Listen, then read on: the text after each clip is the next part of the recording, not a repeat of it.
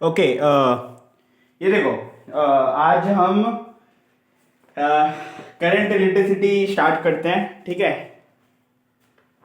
Means capacitors या फिर capacitor के थोड़े से और देख लेते हैं। मीन्स और कुछ अलग अलग टाइप्स के कैपेसिटर या फिर करंट इलेक्ट्रिसिटी भी शुरू कर सकते हैं, कोई दिक्कत वाली बात है नहीं वैसे। ठीक है, तो कैपेसिटर्स पार्ट 2 कर लेते हैं, चलो ठीक है, क्योंकि पार्ट 1 कल परसों किया था ना। तो कैपेसिटर्स पार्ट 2। ओके, तो कैपेसिटेंस मैंने समझाया था। वेट, हाँ, कैपेसिटेंस मैंने समझाया था, ठीक है, लास्ट क्लास में। फिर यहाँ पे मुझे और थोड़े और टाइप्स के कैपेसिटर्स आपको बताने थे। एक तो पैरेलल प्लेट कैपेसिटर हो गया, ठीक है। एक दो क्वेश्चन और करवा देता हूँ, ठीक है, कैपेसिटर के ऊपर, और एक दो फॉर्मूले और बता देता हूँ आप लोगों को, ठीक है। फिर हम नेक्स्ट क्लास में करंट इलेक्ट्रिसिटी पढ़ेंगे, ठीक है। तो लिख लेते हैं कैपेसिटर टॉपिक का नाम,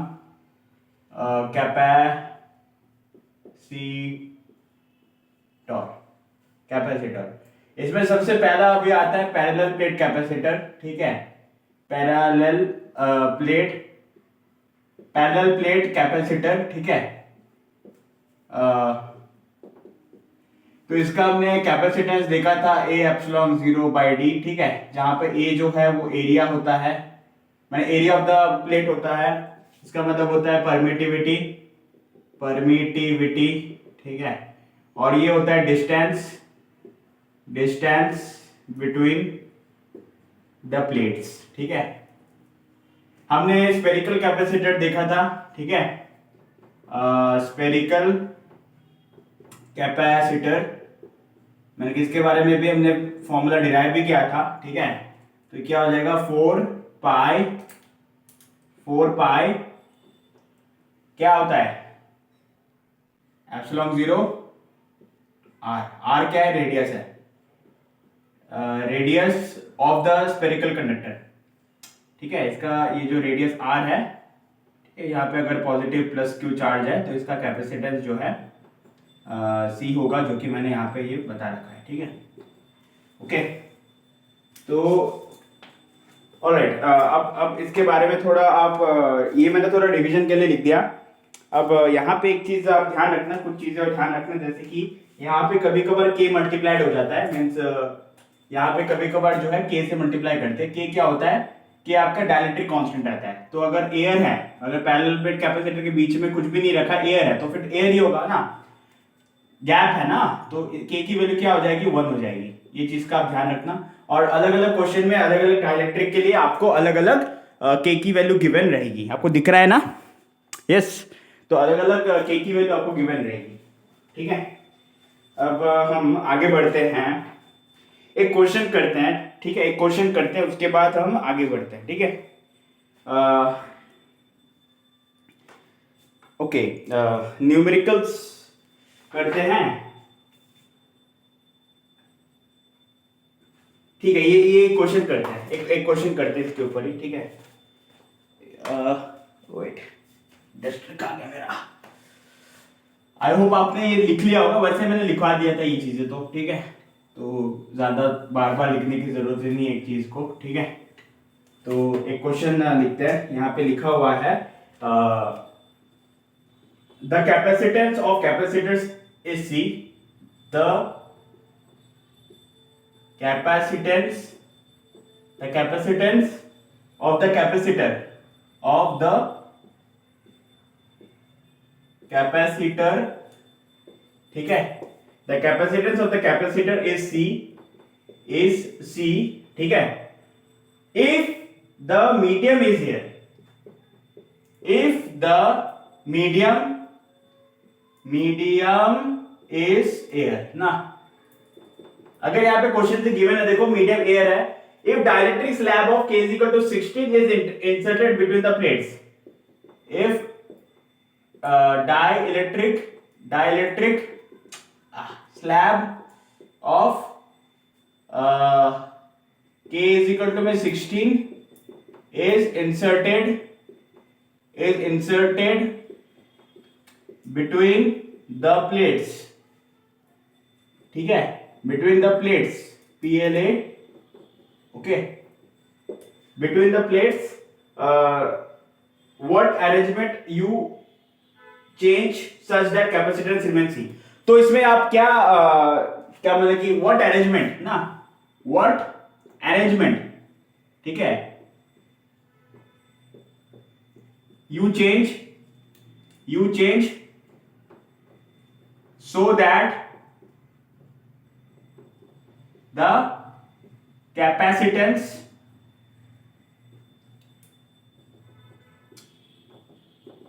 remains C. क्वेश्चन को थोड़ा ढंग से समझो आप, पहले मैं देख लेता हूं आपको दिख रहा है कि नहीं, क्योंकि मार्कर थोड़ा सा लाइट हो गया। यस, आपको दिख रहा है ना, क्वेश्चन दिख रहा है। देखो देखो यहाँ पे क्या बताया गया है, the capacitance of the capacitor is C and if the medium, ठीक है, if the medium of the air, ठीक है, नहीं, if the medium is air, अगर मीडियम एयर है, ठीक है, तो उसका कैपेसिटेंस क्या है, C है, जो बेसिक हमारा फॉर्मूला है K इक्वल टू में 1 वाला। और अगर if dielectric slab is inserted, अगर वो पैरेलल प्लेट कैपेसिटर में मैंने एक डाइलेक्ट्रिक स्लैब इंसर्ट कर दिया जिसका डाइलेक्ट्रिक कांस्टेंट की वैल्यू है K इक्वल टू में 16, ठीक है, is inserted between the plates, तो व्हाट अरेंजमेंट्स यू चेंज, तो तुम उसमें क्या अगर ऐसे कर दिया तो उसमें और क्या नए वाले कैपेसिटर में आप क्या बदलाव करोगे कि उसका जो नया वाला जो कैपेसिटर है उस कैपेसिटर का जो कैपेसिटेंस होगा, न्यू कैपेसिटेंस आएगा, वो पुराने वाले कैपेसिटर के कैपेसिटेंस के बराबर होगा। ये चीज यहाँ पे बोला है, रिमेन सेम, ठीक है। तो आई होप आप क्वेश्चन समझ गए होंगे ना। मैं एक बार बना देता हूँ, ये आप नोट डाउन कर लो जल्दी से, ठीक है, वरना स्क्रीनशॉट ले लो, ठीक है। इसका आंसर हम लिखते हैं, मीन्स करते हैं, सोल्यूशन सॉल्व करते हैं ना। थोड़ा सा मिटा रहा हूं मैं ना।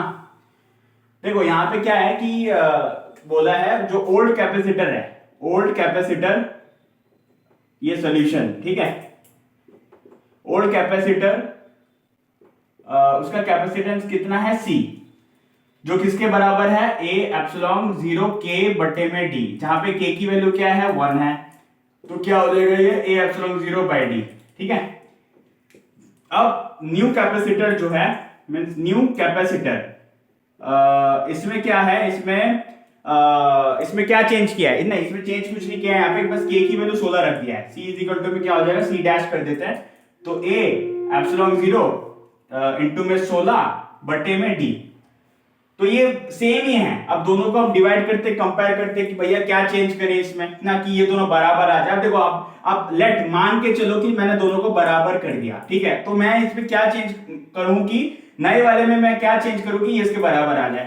तो A, देखो मेरा इंक खत्म हो गया again, A epsilon 0 by D is equal to में A एप्सिलॉन 0 इंटू में 16 बटे में D।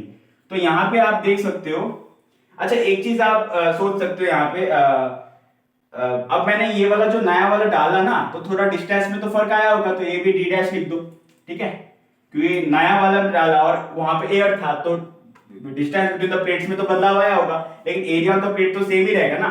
अब इसे हम आगे बढ़ाते हैं, देखो क्या करना पड़ेगा। आप देखो यहाँ पे बस देखो, ये मैंने इक्वेट कर दिया। अब देखो ये कैंसिल हो गया, यहाँ से ये कैंसिल हो गया, ठीक है, A से A कैंसिल हो गया क्योंकि ये तो बराबर है। तो D डैश की वैल्यू क्या आई, जो D डैश है, ठीक है, D डैश की वैल्यू जो आई है वो 16D आई है, ठीक है, 16D आई है ना, ठीक है। तो इससे क्या पता चल रहा है, जो नया जो कैपेसिटर है उसमें मैं क्या बदलाव करूंगा, उसका जो डिस्टेंस होगा उसका कम से कम पुराने वाले के 16 गुना ज्यादा मेरे को करना पड़ेगा, तब जाके जो है, ये देखो ये नया वाला जो कैपेसिटेंस जो है ना, इसका जो डिस्टेंस मतलब कि डिफरेंस है दोनों प्लेट्स के बीच में, और ये जो पुराना वाला जो कैपेसिटर है ये वाला, इसके बीच का डिफरेंस कितना था, D था, डिस्टेंस कितना था, डिस्टेंस बिटवीन द प्लेट, और नए वाले का क्या है 16D है, इसका 16 गुना ज्यादा है। तो ये C डैश के लिए है और ये C के लिए है, ये ओल्ड वाला है और ये आपका क्या बोलते हैं न्यू कैपेसिटर वाला है, ठीक है। तो ये चीज आप थोड़ा सा ध्यान रखना, ओके। तो ये एक क्वेश्चन हो गया आपका, ओके, ठीक है। अब कुछ फॉर्मूले लिख लो, ठीक है, उसके बाद फिर नया क्वेश्चन अगले बार में करेंगे। लेट्स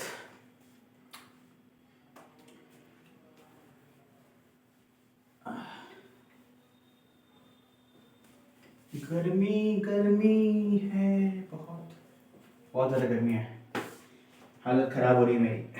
देखो आप लोगों को मेरी आवाज आज थोड़ी सी डाउन लग रही होगी ना, लेकिन फिर भी मैं जोर से बोलने की कोशिश कर रहा हूँ। देखो इक्विवेलेंट कैपेसिटेंस आपने सीखा होगा। देखो कई क्वेश्चंस में आप देखते हो कि आपको इक्विवेलेंट कैपेसिटेंस निकालने के लिए बोलते हैं, तो फिर उसके लिए क्या क्या इंपॉर्टेंट फॉर्मूला है। तो सबसे पहले तो सीरीज कॉम्बिनेशन है ना, सीरीज कॉम्बिनेशन ना, कॉम्बिनेशन ना, और एक होता है आपका पैरेलल कॉम्बिनेशन ना, पैरेलल कॉम्बिनेशन, कॉम्बिनेशन ना। तो सीरीज कॉम्बिनेशन में क्या फॉर्मूला है ना, इक्विवेलेंट कैपेसिटेंस का, बस फॉर्मूला ध्यान रखो, ठीक है। सीरीज में देखो सीरीज में जो है आपका, देखो रेजिस्टर के उल्टा होता है एक्चुअली में, ठीक है, रेजिस्टर के उल्टा होता है। रेजिस्टर का सीरीज में क्या रहता है, आप सीधा सीधा ऐड कर सकते हो, लेकिन इसमें आपको उल्टा करके ऐड करना पड़ेगा। तो 1 में C1 प्लस में 1 में C2।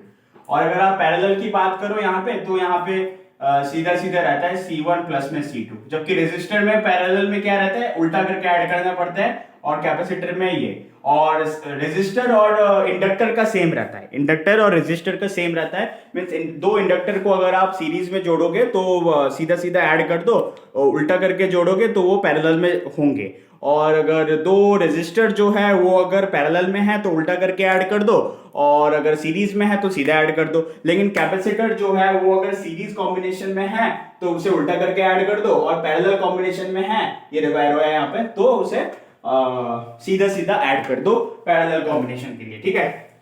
तो पैरेलल कॉम्बिनेशन के लिए सीधा सीधा ऐड कर दो, वेरी नाइस। अब इसके ऊपर क्वेश्चन हम करेंगे नेक्स्ट लेक्चर में, या फिर अगले लेक्चर में एक दो क्वेश्चन, एक पार्ट और आएगा कैपेसिटर का, तो उसमें आप देख लीजिएगा। लेकिन यही फॉर्मूला यूज होगा ज्यादातर सीरीज और पैरेलल में, और ज्यादातर इक्विवेलेंट कैपेसिटेंस के क्या बोलते हैं क्वेश्चन करने में, ठीक है। तो C1 plus C2 and 1/C1 plus 1/C2 आपको दिख रहा है। ऑलराइट, ठीक है। वैसे मेरा आप लोगों को मैं बता दूं, मेरा एक चैनल और है जिसमें मैं थोड़े सोशल इश्यूज के बारे में पढ़ाता हूं या बोलता हूं ना, जो समाज की जो प्रक्रियाएं हैं, ठीक है, सोशल इश्यूज, ठीक है, ठीक है, सोशल इश्यूज के बारे में बोलता हूं, ठीक है। और इसमें क्या रहता है, इसमें मीन्स चैनल का नाम है द सोशल साइंटिस्ट, ठीक है, द सोशल साइंटिस्ट, ठीक है। तो इसे भी आप सब्सक्राइब कर सकते हो, ठीक है, अगर आपको अलग अलग चीजों के बारे में जानना है, समाज की जो भी है अभी इश्यूज जो भी चल रहे हैं, तो उसके बारे में मैं अच्छे से एक्सप्लेन करता हूँ। पढ़ाता एक चैनल में हूँ और दूसरे चैनल में मैं, ठीक है, थोड़ा सा रिव्यूज देता हूँ अपने, ठीक है, जो सही रिव्यूज हैं अलग अलग किताबों के थ्रू, ठीक है। चलिए, थैंक यू सो मच आज के लिए ना। तो क्या बोलते हैं, ऑलराइट, पार्ट 3 आएगा इसका, वो भी देख लेना और शेयर कर देना।